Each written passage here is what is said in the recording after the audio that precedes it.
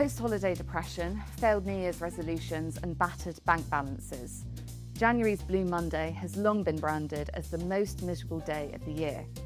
Join the Spectator's editor, Michael Gove, and special guests, Tim Stanley, Sherelle Jacobs, David Goodhart and Steve Baker for Against the Gloom, Reasons to be Optimistic about 2026, where our panel will defy the doomsters to deliver an optimist's guide to 2026. You can watch the event via live stream on Monday the 19th of January at 7 p.m. The first 15 minutes will be free to watch on our YouTube channel, but this live stream is exclusively for Spectator magazine subscribers. So you'll need to head to spectator.com/live to subscribe and view the rest. For just £3 for 3 months, you can access all our live streams, daily commentary, podcasts, and video content. If you want to be notified about the live stream 30 minutes before the event starts, fill out our form at spectator.com/live and we'll send you an email. Thank you very much, everyone, for coming to this event, Against the Gloom. Please give a very, very warm round of applause to your panel and your host, Michael Gove.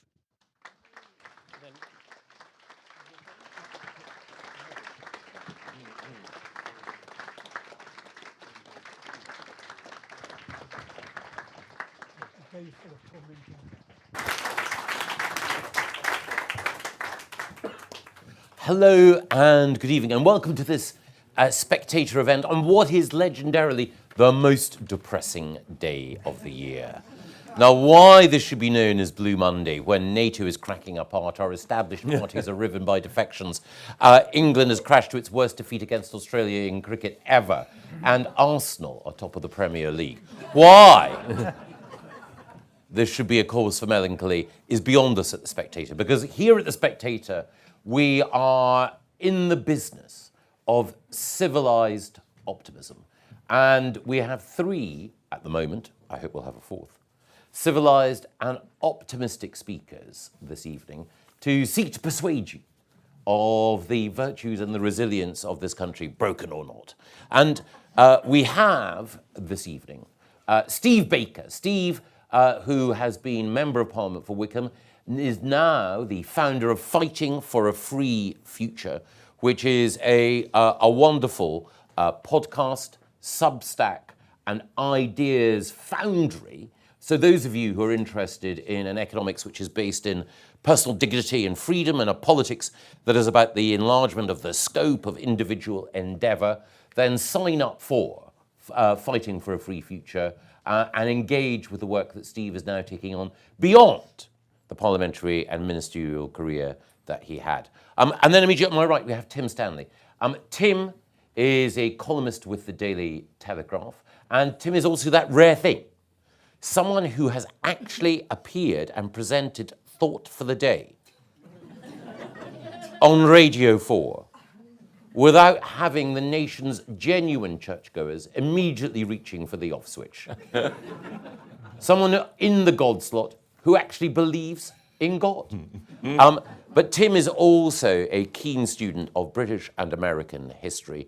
And he is, I hesitate to say a paleoconservative, because he's a young man with a great future in front of him. Yeah. But Tim also represents a distinctive strain on the right, which seeks to look to tradition as a source of encouragement for the future. And then on my left, we have David Goodhart. David is a former editor of Prospect. Prospect, as you will be aware, is a monthly magazine. Now, sadly, no longer the titan of publications that it was under David's stewardship. But as well as having been a distinguished journalist, he's also the author of The Road to Somewhere, which is one of those books which has helped to define our politics by drawing a distinction between the somewheres and the road to nowhere, the somewheres and the anywheres, those people who have a rooted sense of identification with place, and those people, the rootless credentialed, whose allegiance to a politics of home we can question. And David continues to work at Policy Exchange and elsewhere to blaze an intellectual trail on questions like demography and identity, and occupies a political space between and above and beyond left and right. Now, we have, thanks to the wonders of technology, an opportunity for you in an element of participative direct democracy to let us know just how optimistic you are. There should be a QR code available to you all there. And if you use your technology, it has not yet been banned. For those of you over the age of 16, you can download the QR code. There is also a link, a Spectator link, which enables you, if you're watching at home, to vote on how optimistic you are. Are you a pessimist about 2026 and Britain ahead, or an optimist? And the link, I think, is, oh gosh, there we are. The link is up. At the moment, we can see that the pessimists just have the edge. It's sort of Brexit-like numbers. It is. They're hovering around 55-45, 52-40. So we'll begin with Steve, then we'll turn to Tim, then we'll turn to David, and then I will ask our panel one or two questions. They'll offer a few additional thoughts to elaborate on their case, and then I will throw it open to you, the audience, for your questions and perspectives. So first of all, Steve Baker. Michael, thank you very much indeed. I want to make 3 points. First, that optimism is rational based on evidence. So for example, artificial intelligence is now compressing drug and vaccine development times. AI can now simulate molecular interactions in work which would have taken years in the lab. So that is saving lives and compressing the development of vaccines and other treatments. Global trade had a record year in 2025, not least because of increasing South-South trade as people try to escape political chaos in the north. Preliminary data point to a 7% increase and trade exceeding 35 trillion for the first time in 2025. So trade is good news. Now, setting us, of course, aside for the moment the problem of intermittency, solar power is now crashingly cheap. It's an extraordinary thing that estimates of the cost of solar were out by a factor of tenfold. Crime has collapsed over 3 decades, not if you look at fraud, of course, or mobile phone theft, but overall looking at violence and burglary and so on, crime has collapsed. And the IMF now predicts that global GDP growth will be 3.3% in 2026, with the global middle class now being the majority. So if you look around the world, there are measurable developments in human welfare rooted in technological innovation, institutional learning and policy commitments, as well as, of course, market forces and innovation. The second point I want to make is that optimism requires effort. There are 5 main categories of news story. They are danger, scandal, novelty, human interest, and the sport. There is very little room in any of those for good news. Good news may sometimes appear as a novelty. It very rarely dominates the headlines. So to be optimistic, we actually do need to go on to humanprogress.org or Our World in Data and actually have a look at the explosion in prosperity that is taking place around the world and see that it is rational to be optimistic. And thirdly, optimism does require us to look up and beyond and above immediate challenges. I will not deny for a moment that we have the most profound challenges. Politics and the public sector is in a state of turmoil. International affairs, of course, are in chaos. And we've got 2 big problems with the welfare state. It's not good enough and we can't afford it, and that is catching up with us. But events in Iran, Venezuela, and especially Argentina show us that one way or another, nations and populations can break free of broken politics and things can be turned around. So that's my message. If you overall look at the great sweep of human history, yes, sometimes there are interruptions and difficulties, but it is rational to be optimistic. We do need to put the effort in to do it, and we do need to look up and beyond immediate challenges in order to get there. Thank you. Thank you. Thanks.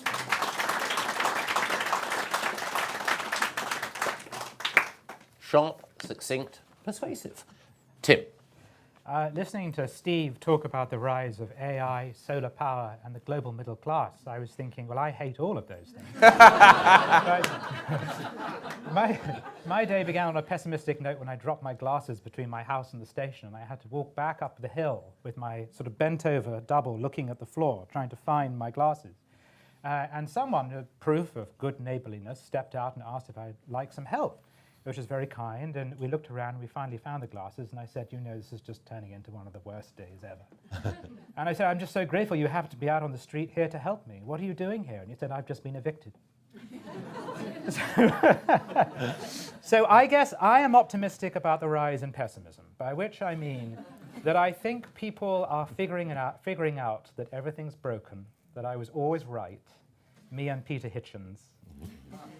The world is not just going to, but has already arrived at aisle 3 in hell in a handcart. And that from hitting the bottom, we can begin to work our way back up. So I'm sort of heartened by this debate over whether or not Britain is broken, because accepting all of those macro things, all those exciting transformations in technology, there's no getting away from the cost of living, from the general drudgery of everyday life, and how miserable everything seems to be. So I'm very optimistic that people have figured this out. And I think this means people will start to turn things around. And the second thing, because I was asked for two things I'm optimistic about, is I'm very optimistic about religion. As I don't just refer to the numbers of more people going to church, which, you know, some people dispute, whatever. If you go to a parish church for 20 years, you get a sort of a first page of history view of how a society changes. And in that time, I have seen Catholic congregations go from mostly older people dragging kids along who will never go back, to a sudden plummet in attendance during COVID, to a revival of a very different demographic, which is much more young families, young people. I am very hopeful about the Pope, who I think is a wonderful religious leader. I'm even somewhat optimistic about Sarah Mullally, because I think she represents the turning of the page from the old order under Justin Welby. So in the principle that there will always be in England, I think we must also be Christian and never give up hope, because to give up on hope is a sin, and God will not allow that.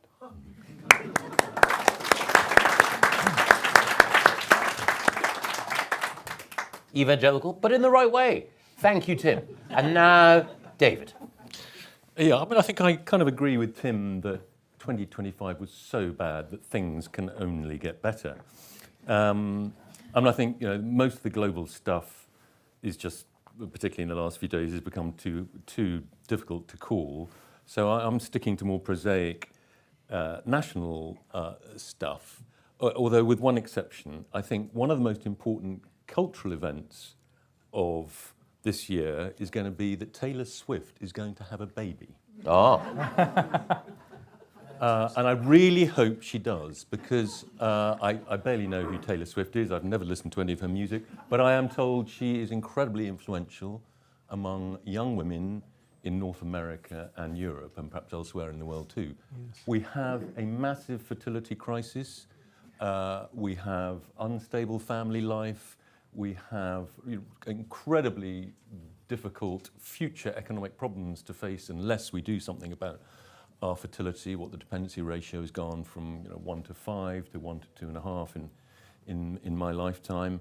And if we could somehow make having babies fashionable again, and I think she is the woman to do it.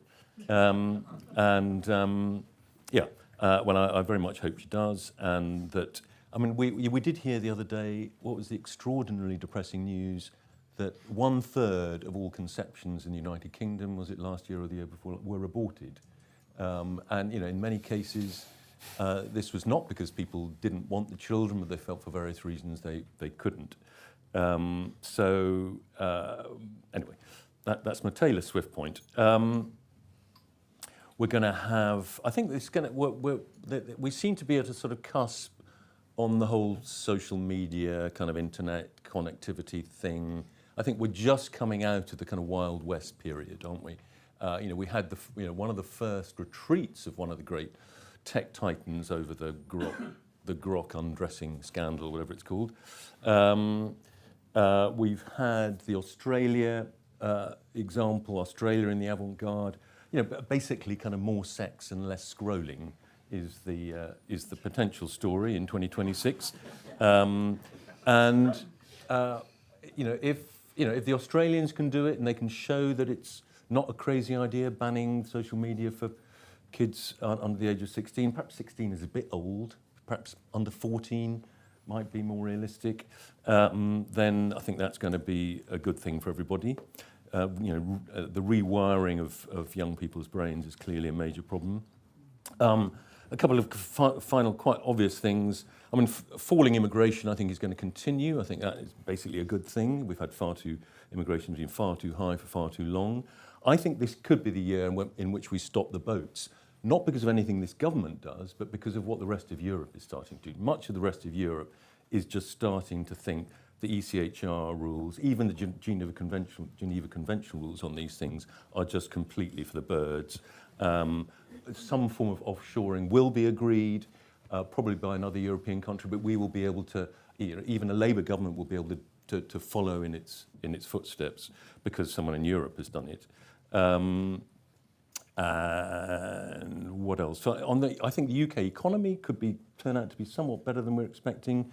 We've got productivity is starting to rise according to the Resolution Foundation. I think the welfare arguments will start to be won by those people who say, we're over-diagnosing people's problems rather than under-diagnosing them. I think possibly the best news of all for the British economy in 2026 is that Ed Miliband will be sacked.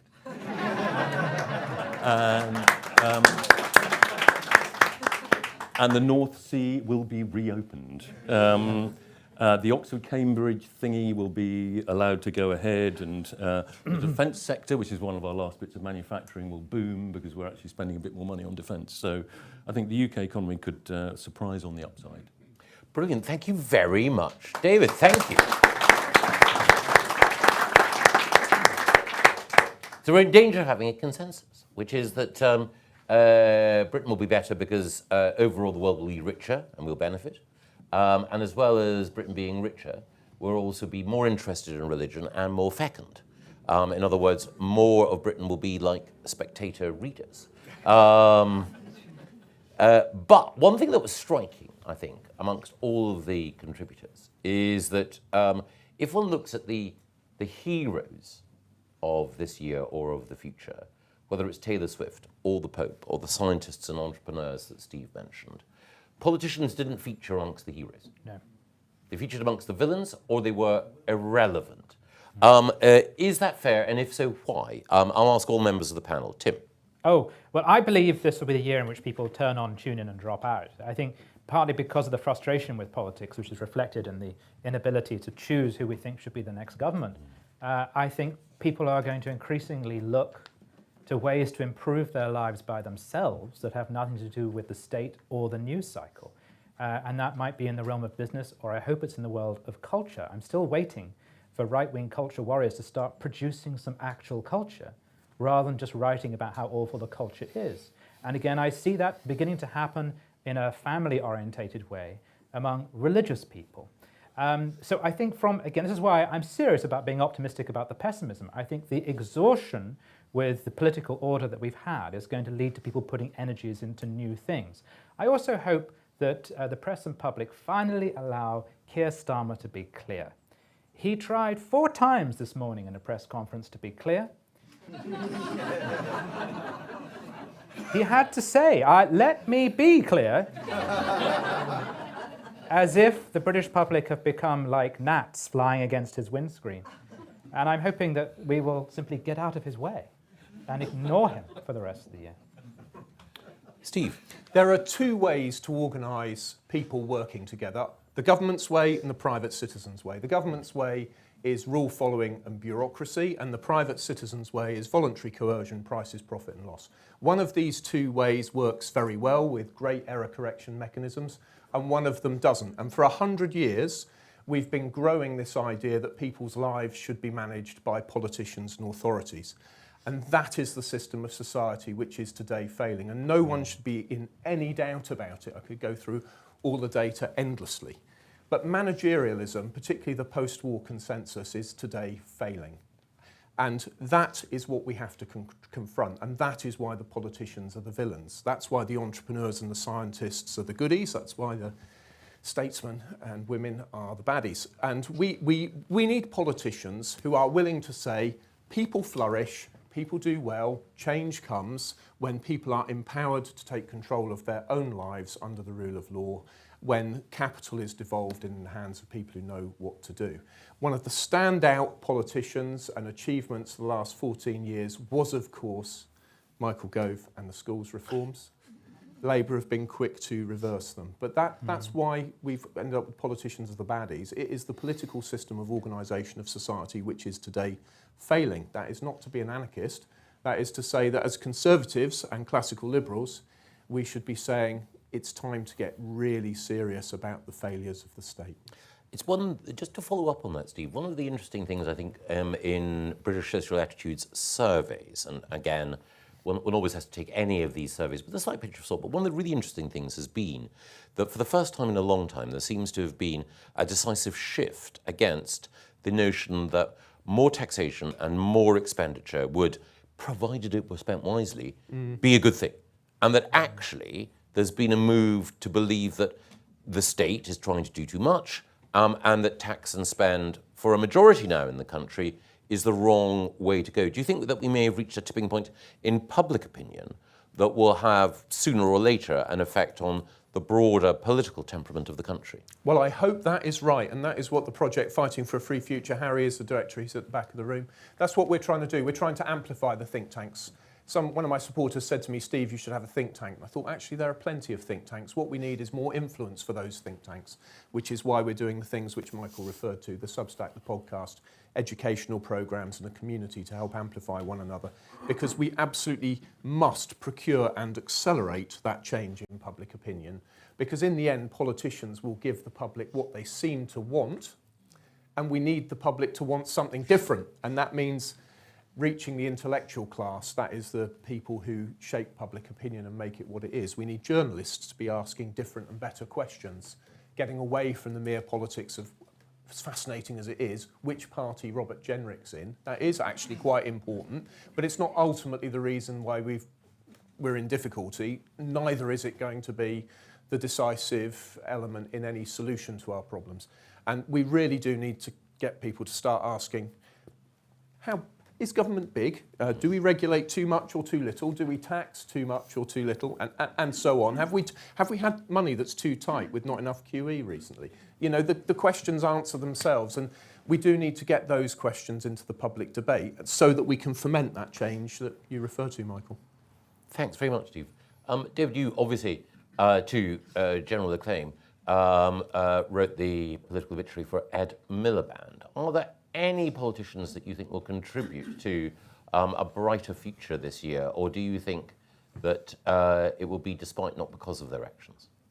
I think you mentioned my anywhere somewhere distinction. I think one of the sort of disappointing things about politics and our political class in the last sort of 10 or 15 years is that we haven't developed a kind of class of politician who can speak across the boundary between anywheres and somewheres, to speak to both groupings. And I think at a time when politics has to some extent shifted from economic issues to more cultural issues and value issues, it's much harder to find compromises on cultural issues. So we need good politicians more than ever. I think one of the few politicians who actually does speak well about things other than economics is actually Danny Kruger.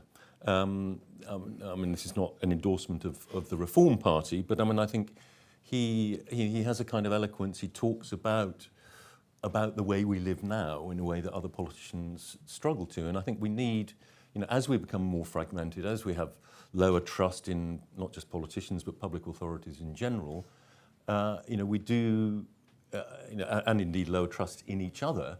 We need politicians to articulate a kind of a plausible national story to all of us, constantly. Yeah.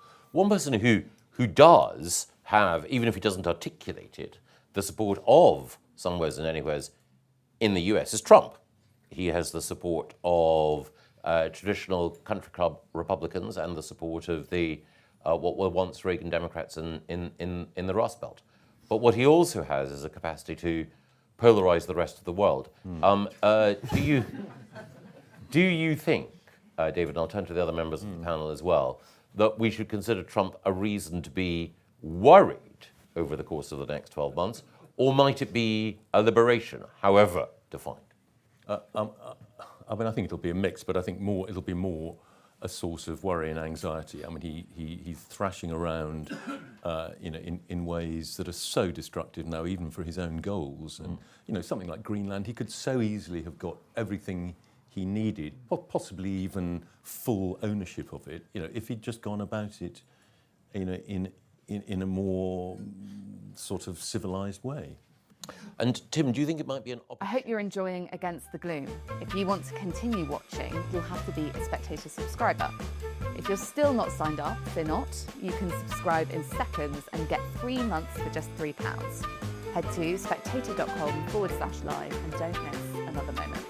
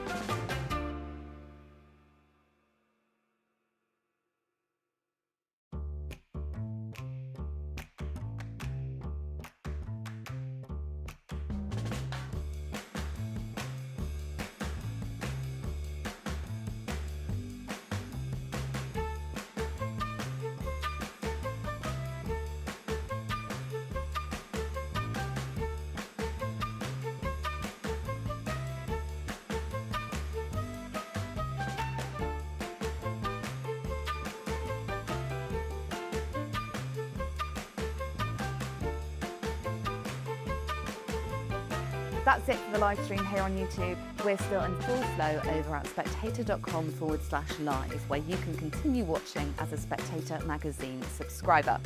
For just £3 for 3 months, your Spectator subscription includes full access to our website and app, along with a whole host of other benefits, like subscriber newsletters and, of course, our live stream broadcasts. So head over to spectator.com/live to watch the rest.